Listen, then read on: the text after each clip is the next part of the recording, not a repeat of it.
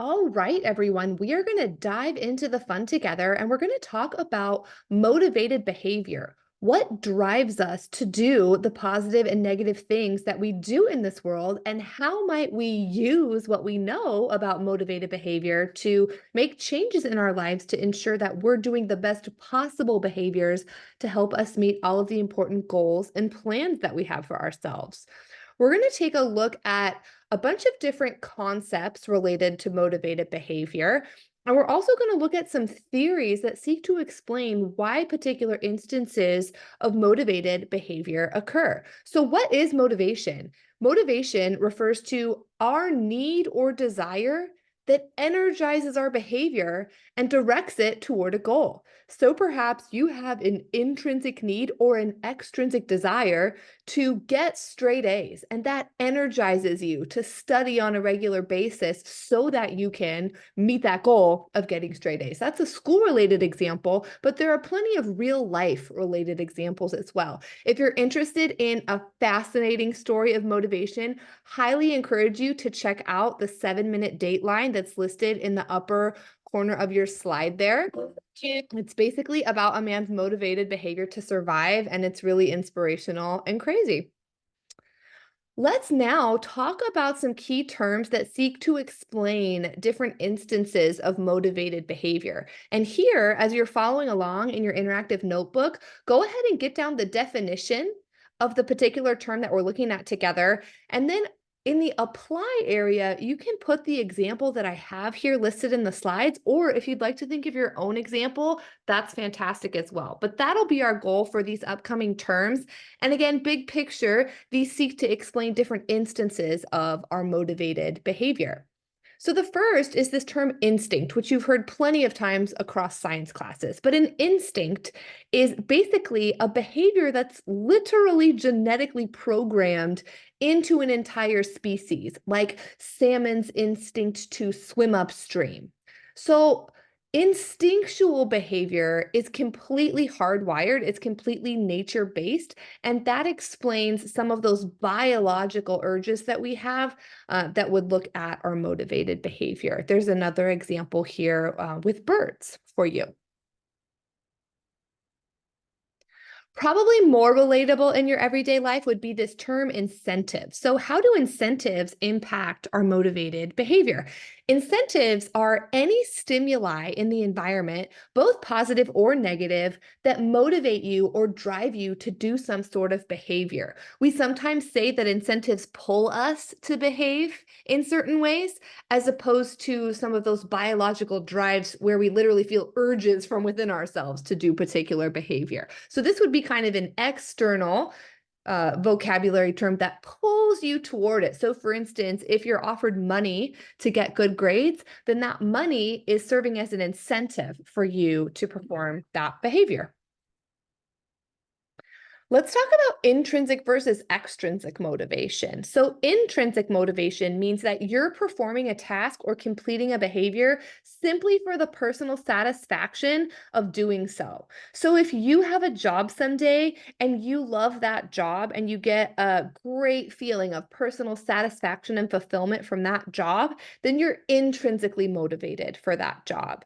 Another example would be if you work out and you literally work out for the sake of working out because you feel physically great when you get a hard workout in, then you'd be intrinsically motivated for that, as opposed to extrinsic motivation, where we're motivated to perform certain behaviors to achieve promised outside rewards or incentives and to avoid punishment from others. So if you're working not because you love your job, but simply to earn money to fund your lifestyle, then you would be extrinsically motivated. If you're going to class to get good grades, not because you absolutely love learning the material for that day, then you would be extrinsically motivated. If you're going to the gym to work out because you want to look a certain way, then you're extrinsically motivated for that behavior.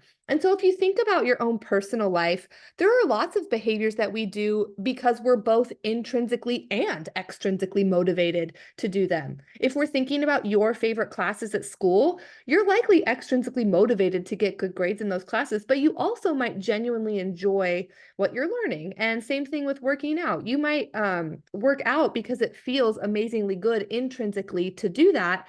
And extrinsically, that's a nice side effect if you happen to look a particular way that you were going for. And so, want to make sure to emphasize here, you're not typically only intrinsically or extrinsically motivated to do a particular behavior. A lot of times there could be a combination of both types of motivation at play.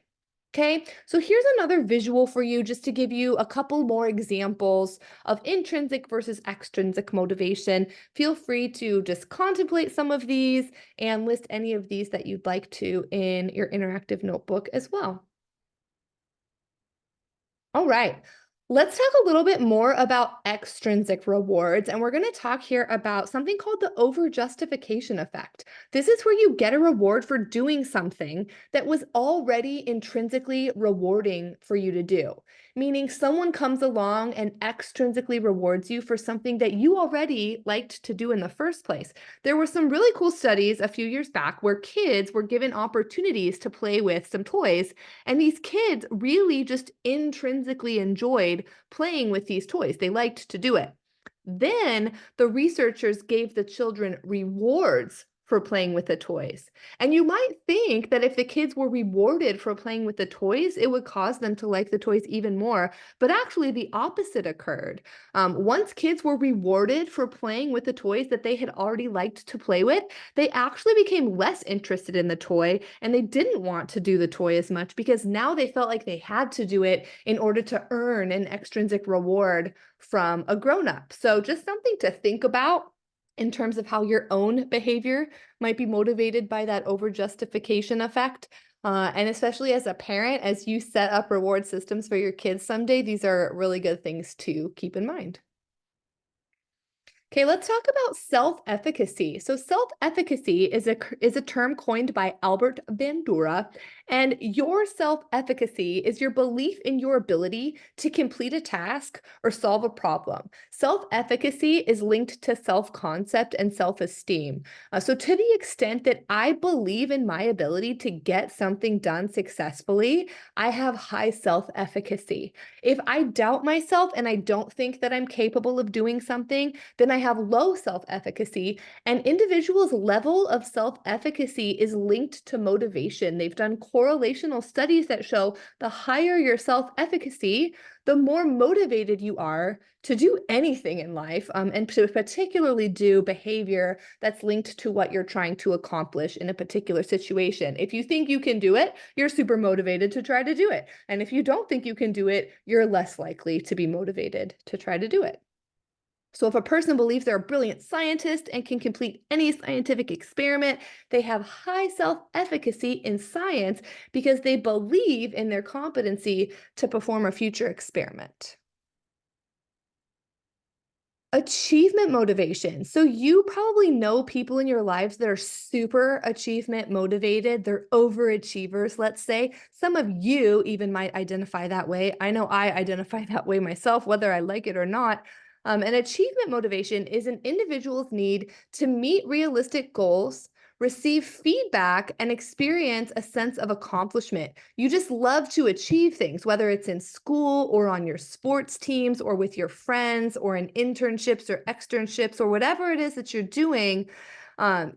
People with high achievement motivation, they're kind of naturally driven to do things because they feel really energized when they meet their goals and when they get positive feedback on their performance. Other people are very low naturally in achievement motivation. They actually think there's genetic differences in achievement motivation. And some people don't need all of that to feel like a purposeful individual. And so it's kind of interesting to think about biological influences of achievement motivation and also cultural influences. Excuse me, I'm going to cough. We live in a really highly achievement motivated culture in the United States. whereas other cultures really don't value output quite as much as we do. So, kind of interesting to think about all of those impacts on your achievement motivation. So, high achievers, like we mentioned, they're driven to accomplish a goal that they set for themselves. They tend to see difficulty as a challenge, like, ooh, let me figure this out, rather than as an obstacle. And they tend to be fueled by failure. They're not afraid to make a mistake because they're going to fail forward. They know that with failure comes learning that's going to eventually make you better. Lower achievers are more interested in performance-oriented goals that they know they can accomplish, and they kind of like that temporary approval of other people. Okay, we're going to switch gears now that we've talked about some different vocab and concepts that influence motivated behavior. We're going to look at some specific theories of motivation, as well as their strengths and weaknesses in explaining particular types of motivated human behavior. Okay, so we're going to start out with instinct theory. And here is where in your interactive notebook, you can get down the description as well as the strength or weakness related to each of these theories. So, instinct theory states, again, that our behaviors are driven by these biological instincts that preserve us and help us live on over time. A strength of this particular theory is that it helps explain behavioral similarities today that are related to adaptations from humans in the past. A weakness, though, is this really doesn't explain a ton of human behavior. It's better at explaining a lot of instances of animal behavior, but there are very few instincts that we see when we look at human behavior. We did note some instincts that babies are born into the world with, some of those reflexes that help them adapt and survive. So that could be an example of behavior that's motivated according to instinct theory. Drive reduction theory basically says that some sort of internal deficiency in us biologically pushes us to behave in a way that reduces that urge so that we can maintain homeostasis. So, the idea behind the drive reduction theory is that human beings are naturally motivated to be in a level of homeostasis. They're not too hot, they're not too cold, they're not too hungry, they're not too thirsty. They're just at a level of homeostasis. And so, he says that if there's any major drive that moves into a deficit, we are going to be driven to fulfill that deficit by our behavior. So if I'm doing my life and all of a sudden I realize I am so hungry, drive reduction theory would explain that I'm going to go seek out food for myself as a way to bring myself back into homeostasis. Same thing if I'm too thirsty, I'm going to seek out a drink. If I'm too hot, I'm going to take my sweatshirt off. If I'm too cold, I'm going to put on a jacket. But basically, this says that the drive reduction theory helps us get our primary needs related to biological survival met. So that explains those instances really well. That's the strength of the drive reduction theory. However, this particular theory is too simple to explain the complex and varied behaviors that humans and even some animals do to get their secondary drives met. So let's take a look at another theory that seeks to explain those. So incentive theory, we talked about the difference between primary drives and secondary drives. Incentive theory really focuses on how we seek to get our secondary drives met. We just talked about what an incentive is, right? And it's an external stimulus that pulls us toward it. We want to get a reward, or maybe we even want to avoid a punishment. And so incentive theory would say that we do lots of behaviors not to get our biological needs met, but because we're pulled by incentives that are speaking to our secondary needs. We're doing something because we want money or prestige or whatever the case may be. So strengths of incentive theory, it's based on well-established learning principles, and it easily identifies these different external pulls on our behavior. The one drawback to incentive theory is that it really doesn't address intrinsic motivation and it doesn't take into account internal stimuli. It can't explain behaviors that have no apparent external worth. because by definition, you're doing something to get an external reward. So this wouldn't explain why somebody would devote years of their life to a career that doesn't pay well, right? It doesn't make sense according to incentive theory, because according to that theory, you're doing work to achieve some sort of extrinsic motivator. And in the absence of that, why on earth would you do that thing? All right, last theory we're going to look at here is the arousal theory. This is sometimes called the Yerkes-Dodson theory. It's named after the gentleman who researched it. And this theory, this should resonate with you. I definitely resonate with this theory in my own life. It basically proposes that humans and animals have what they call an optimal level of physiological arousal that's going to help you perform the best on whatever it is that you have to do.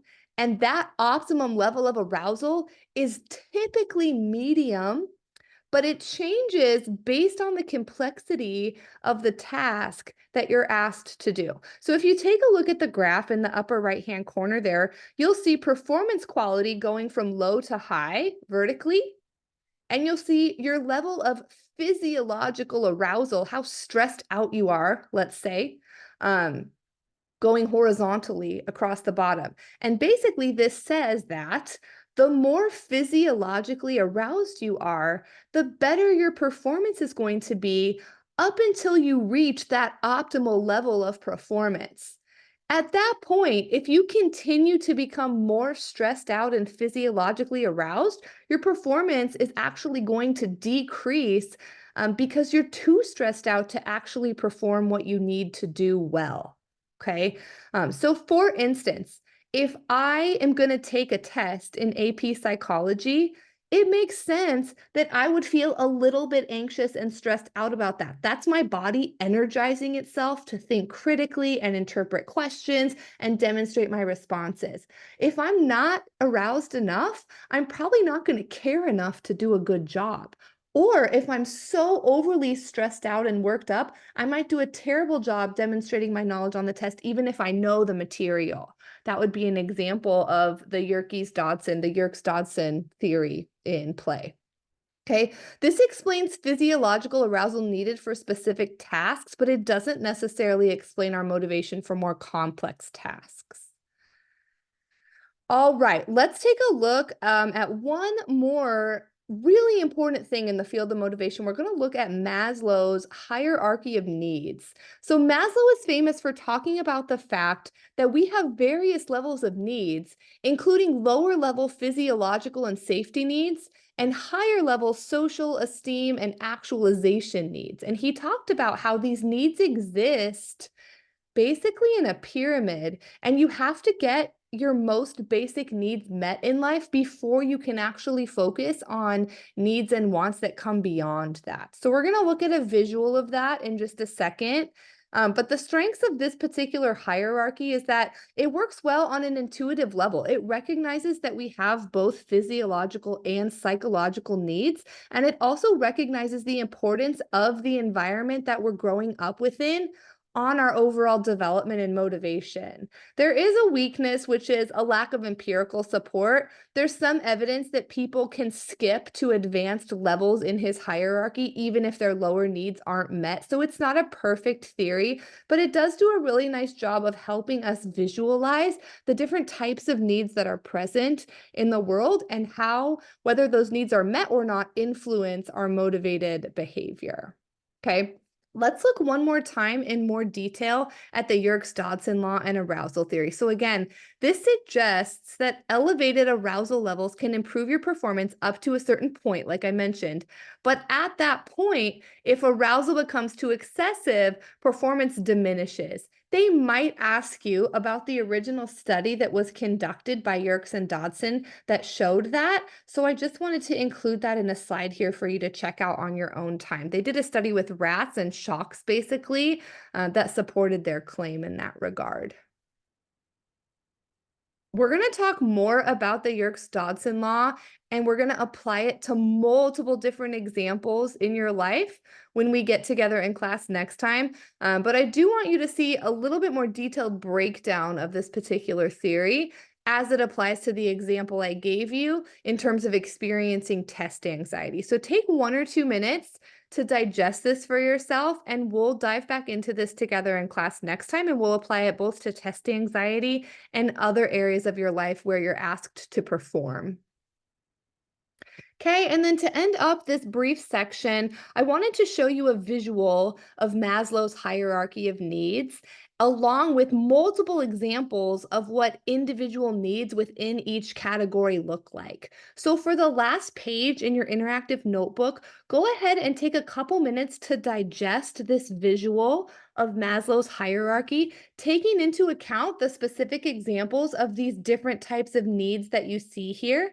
And then you're going to fill out the chart in your book with your own personal examples of these different types of needs. Which ones resonate with you? Maybe you want to give me some specific examples that are going to help you remember, oh, yeah, this is this type of need according to Maslow. So thanks for your time and attention for this bit of info. I'm excited to dive more deeply into it when we get together in class next time.